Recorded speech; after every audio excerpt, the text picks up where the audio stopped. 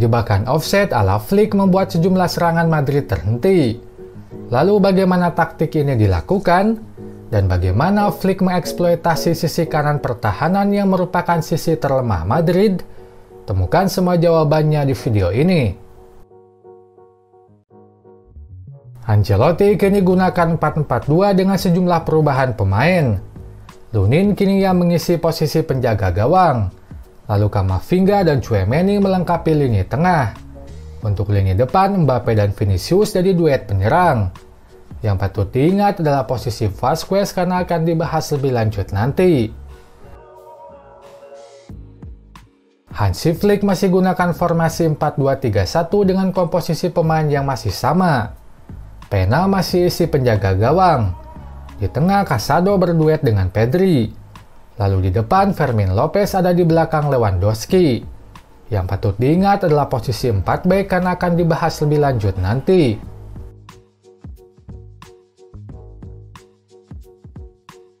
Saat menyerang, Ancelotti coba memaksimalkan dua penyerang cepatnya Vinicius dan Mbappe. Untuk itu, ia coba memaksimalkan panjang lapangan dengan cara segera lakukan umpan saat Vini dan Mbappe masih di tengah lapangan. Dengan begitu, mereka bisa beradu lari dengan bek lawan memanfaatkan ruang panjang di pertahanan lawan. Hadapi hal ini, Flick tidak mencoba memangkas panjang lapangan yang bisa dimanfaatkan Madrid. Ia justru tetap bermain high block dengan menekan lawan sejak awal.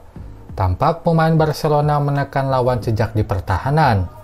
Pilihan ini membuat ada ruang panjang di pertahanan dan ini memanjakan taktik Ancelotti. Lalu apa sebenarnya yang Flick ingin lakukan? Ternyata untuk hentikan serangan Madrid, Flick memilih menerapkan jebakan offside. Dalam garis pertahanan tinggi, bek Barcelona akan main lebih belakang setiap kali lawan lakukan umpan daerah ke Vini dan Mbappe.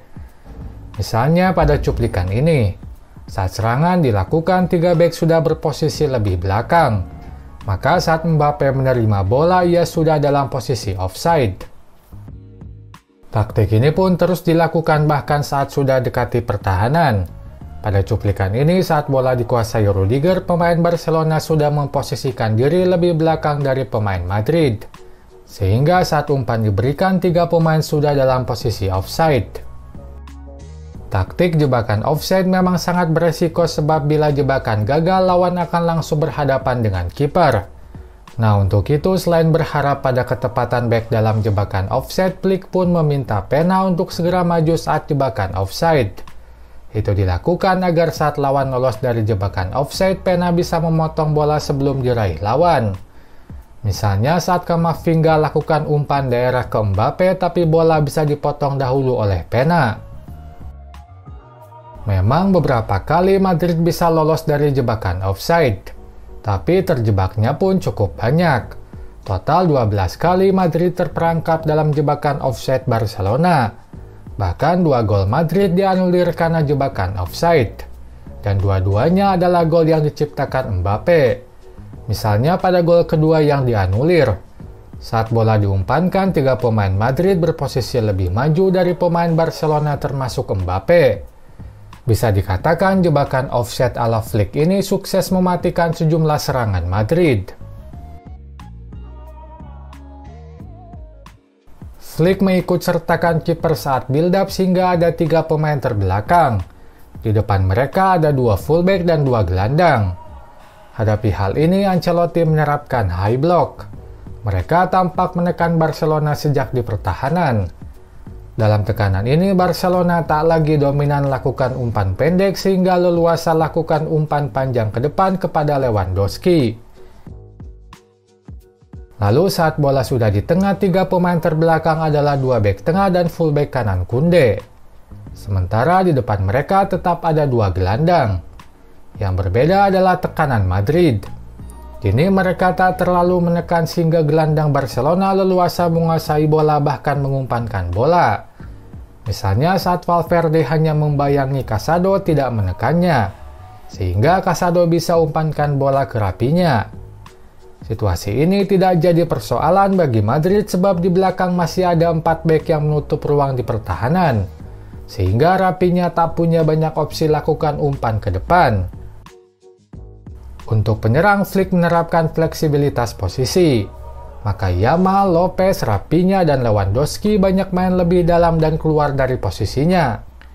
Itu dilakukan untuk menarik bek mengikuti mereka sehingga muncul ruang kosong di pertahanan. Misalnya saat Lewandowski main lebih dalam dan membuat Tchouaméni terpancing maju menekannya. Itu membuat ada ruang kosong di pertahanan. Tapi ruang kosong tersebut ditutupi oleh Rudiger dan Mendy yang bergeser ke kanan, sehingga pertahanan Madrid tetap rapat. Dengan koordinasi gelandang dan bek Madrid yang baik membuat Barcelona tak banyak punya peluang matang di babak pertama. Di babak kedua, keapikan koordinasi tersebut ternyata tak berlanjut. Madrid masih lakukan low block saat bola sudah ada di tengah. Itu membuat gelandang Barcelona leluasa kuasai bola.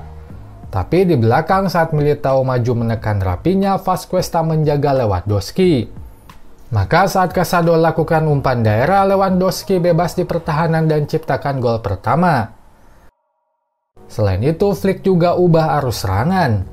Di babak pertama, serangan lebih banyak dilakukan dari kanan lewat Yamal.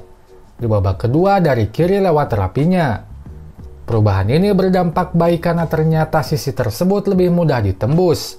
Pada gol kedua, crossing dilakukan dari sisi kanan pertahanan Madrid. Meski kesalahan juga dilakukan Militao dan Rudiger yang tak lakukan duel dengan Lewandowski. Lalu gol ketiga dan keempat pun berasal dari sisi kanan pertahanan Madrid. Pada dua gol tersebut, Vazquez dua kali kalah duel dengan Raphinha sehingga dua gol tercipta. Pada gol ketiga, setelah lolos dari Vazquez, Raphinha umpankan bola ke Yamal.